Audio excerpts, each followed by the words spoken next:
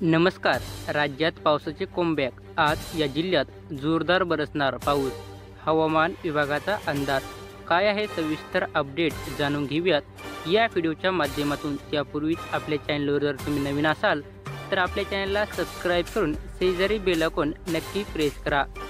तर हवामान विभागाने दिलेल्या अंदाजानुसार आज सोलापूर, सांगली, सातारा आणि कोल्हापूर जिल्ह्यात विजेच्या कडकडाटासह जोरदार पाऊस होईल.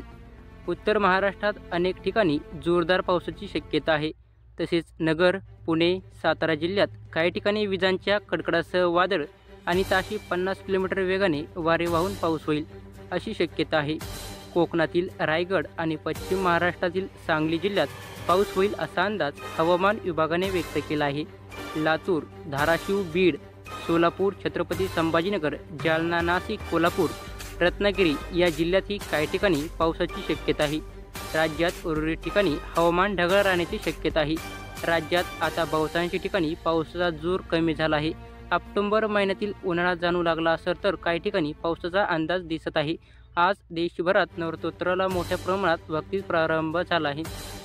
घटस्थापना आज होणार आहे.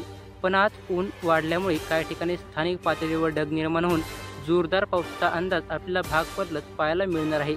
असेच नवीन अपडेट जाणून घेण्यासाठी आपल्या चॅनलला सबस्क्राईब करा. धन्यवाद.